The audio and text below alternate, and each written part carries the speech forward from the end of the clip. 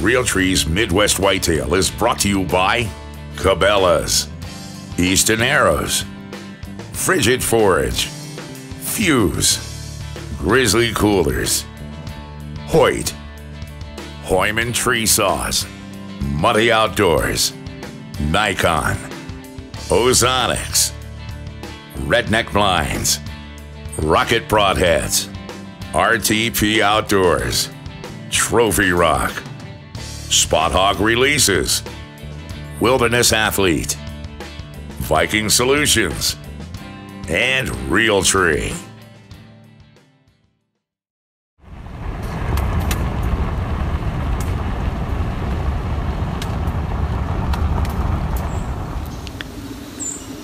Welcome to Midwest Whitetail. It is the morning of September 30th, and tomorrow is the opener of Iowa's bow season. So I'm in here today on one of the farms I hunt, checking some cameras, trying to get some of that most recent information to potentially put a game plan together for tomorrow morning.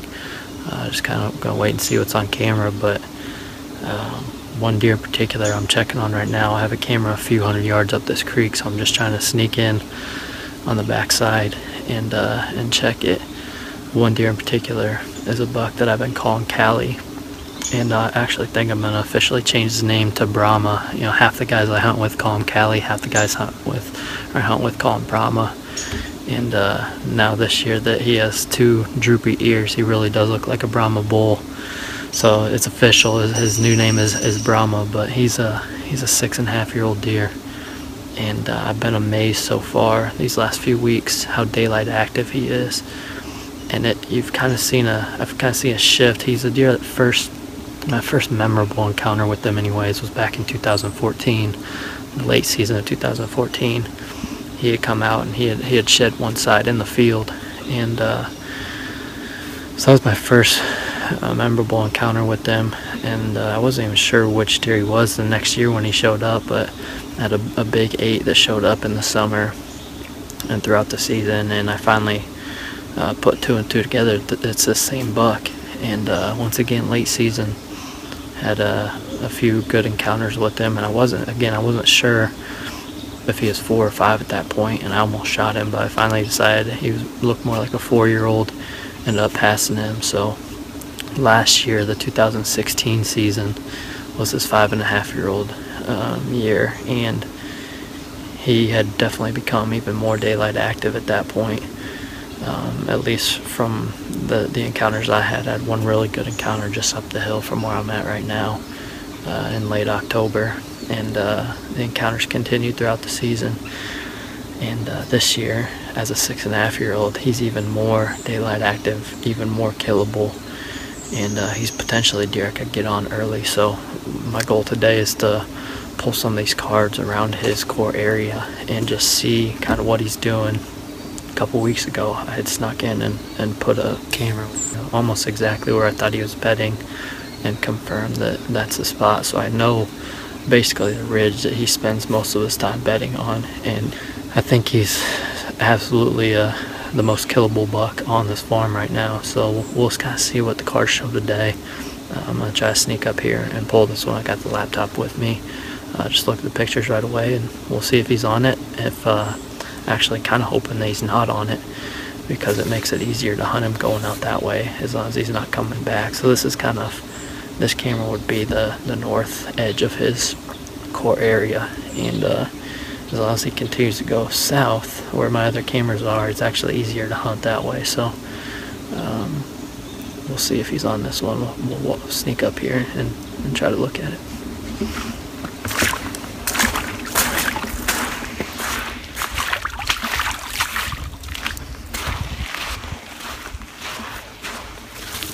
He's actually not on this camera, which is good. He was on this spot a few times last year, but I think it was closer to late October when he showed up and started expanding this way. But hopefully that means over the last couple of weeks he hasn't really changed, and he's still coming out on the south side of his core area up there. So I'm gonna go back to the truck, get on the buggy, and go check a couple of those cameras and just see where he's popping up. Well, as I was walking back, I decided to peek up over this hill, there's just enough leaves coming off the trees that I can see up on that ridge where I think Brahma beds, or the general area at least. And I wanted to see if there's a good tree that I could potentially sneak in some morning.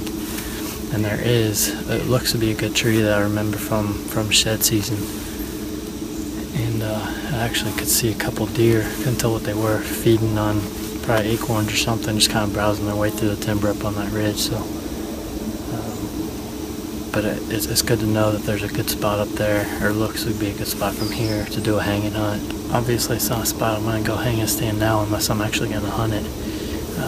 Brahma's the kind of deer I think I could get aggressive like that on if I snuck in here and hung a stand in the dark and hunted that same day. I think it could be really effective, especially here in early October if he stays on this pattern. So let's go check these other cameras and keep putting a game plan together for Brahma.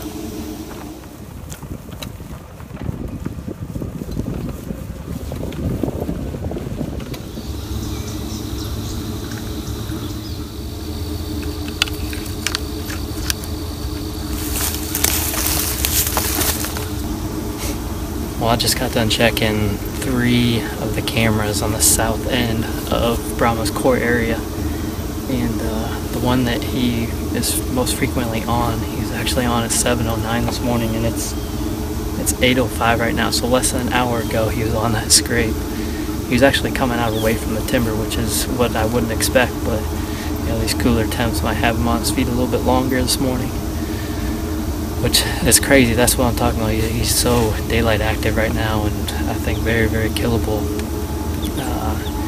We have a southeast wind tomorrow morning, and it's not ideal for the main spots that I would hunt Brahma, but I'll kind of do some thinking. Maybe there's a hanging hunt I can do. There's another deer at the other end of the farm I call Reggie Jackson. He's a 5.5-year-old deer, but he also has been pretty active lately, and typically this farm I don't have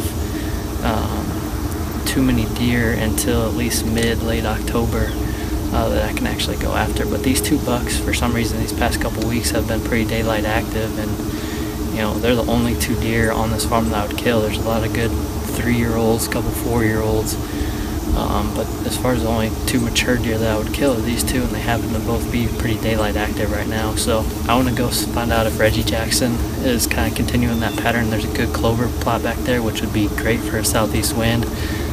So I'm going to go check and see if he's on that camera, and then I'll finalize my game plan for tomorrow. Well, I didn't want to do the interview in the plot that I could potentially hunt tomorrow morning, but Reggie Jackson is on that camera twice in the last 3 days in the morning in that clover plot. And I don't know if you guys can hear that right now, but I can hear 2 bucks sparring not too far in there. So anyway, it's going to be hard to not go after Reggie Jackson in the morning. He's on a good pattern, and I have a good wind to hunt that, a better wind to hunt that spot than to go after Brahma. So I think right now I'm going to see what Mike has planned, but potentially go after that deer in the morning, and it'd be pretty cool to get on a buck this early in October. So hopefully I can get it done. I'll keep you guys posted. I've got a buck on the farm this year that's very similar in behavior to the one that Jared's hunting. It's a deer that I'm going to call the Wide 10. And he's been here for, gosh, almost as long as I can remember. In fact, the last 4 years, I don't think that deer has grown 1 inch. So here's a buck that has got to be 7+ years old. And he has the most interesting behavior because now not only is he old, but he's become a lot more killable. He's more daylight active than he's ever been before. His home range is shrinking down. It wasn't hard to find him. He's living in exactly the same place where he was living last year. And we really see that with these older bucks. Once they get past a certain age, it's almost as if they become, I don't know if they become senile or complacent or comfortable or something, but they become easier to kill. And you might be thinking that, well, how does that really affect me? Because the places that I hunt, these deer don't reach those ages. But you might be a little bit surprised on that too, because they're not always the big scoring bucks. I mean, the one that Jared is after isn't a high scoring deer. And this buck that I'm going to be going after, this Wide 10, he's not a high scoring deer either. So these deer, they just get overlooked when they're younger. You know, you don't really hunt them that hard. You might even be passing them up earlier in their life. And there's deer like that almost everywhere. that just don't have the big racks. They just get older because nobody really wants to shoot them. You know, obviously there's places where, you know, bucks rarely get past 3 years old, but there's a lot of private land throughout this country where bucks like these get passed up. And they get to that age, and now they really become, I would call almost like a serious trophy, because it's the age that makes the trophy on these deer. Obviously it's not the antler size. So now let's get back to the behavior on these deer again. The wide 10 comes out. I mean, I've got the trail camera running there, and he's been coming out every evening before the end of daylight. And he's active in the mornings, during the daylight, he's active in the evenings. When the guys were in there filming during the summer, he was the first buck that came out. So here's a deer that's extremely killable, and once the season really gets rolling here, I'm thinking he's one that I'm going to target right off the bat. There's another one on the farm that has similar behavior to this, and that's this deer that we call the Old 8. And I talked about him a little bit earlier in the show season here, but I finally found him back with the trail cameras. He was right where I expected him to be, right where he was living last year. He's got real similar behavior, maybe not quite as daylight active as this wide 10. It's hard to kill a buck that's only moving at night, and it's just nice to have some of these older age class trophy bucks on the farm that are moving during daylight. So I'm gonna move on now and kick the episode over to Caleb Byers. He and Taylor have had a great run of success over the years on Midwest Whitetail, killing some great bucks. But this year they're facing a unique challenge.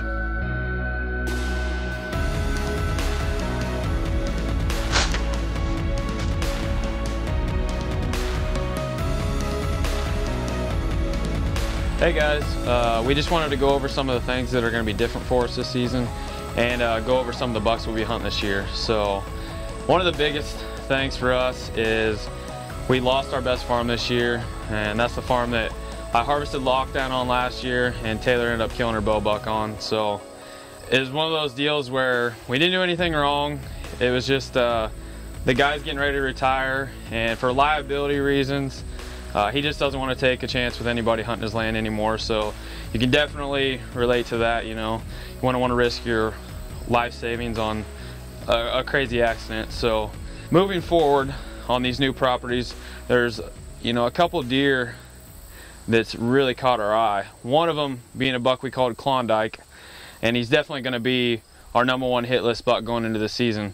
So the strategy with him is going to be a little bit tricky because we've only got pictures of him 2 different times, but both of those times have been in daylight. So we feel like he's a really old buck, and those old bucks have a really small core area. So when he's staying there, all of the pictures have been daylight. We don't have a single nighttime picture of him.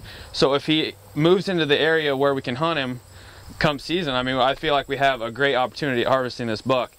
Definitely going to put some buddy cameras in place to try and find him back, and if we do, it should be an exciting ride to try and put this deer on the ground. One of the biggest struggles we found on these new properties is that there's good cover and there's good crops, but there's not a lot of big trees. A lot of these bedding areas are full of hedge trees and cedar trees and trees that just aren't going to get very big. So the only good trees are in the ditches, you know, and then way away from where you want to be hunting. So we do have some stands where we may not be very high off the ground, but it's in the perfect spot. So it's definitely going to be an experiment for us this year. We're going to try some new things, do a lot more observation sets, and just really try to figure these properties out, because there's definitely some deer that we would love to get in front of us. So moving forward to our farm, there's actually several mature bucks on it this year. So some of the things we've tried doing to make this the best 16 acres possible is, first of all, we looked at the lay of the land, and we wanted to figure out, we obviously want to get some sort of food plot on the place. Well, that was the biggest no-brainer. Behind me you can see there's timber here, and then right next to me there's this plot screen, and behind this plot screen is basically a 2-acre field. It wasn't a field to begin with. We had to cut several trees out of it and mowed it and then sprayed everything, and then ended up putting it in big and beastie here. So what we decided to do from there was do some hinge cutting in the timber and then set up a stand basically at the top of it and try to make a funnel out of it, if you will. So we created bedding and made a funnel out of the hinge cutting we did. So another thing we've done to try and bring these deer out in the open, we planted 2 pear trees. Obviously they're not going to produce anything yet, but for the future they should definitely be a good drawing point. and we put in a little kids pool. We've actually been having a few does come out about every night, and the first stop they make is right to that pool. So if we can get a buck with some consistency doing that, it'll definitely be a chip shot once we get a blind set up back here. But we haven't checked the camera in over a month, so that's the last step of what we're going to do today. We're going to run back, check this camera, and then we'll meet you in the computer room, and hopefully we'll have another big buck on here.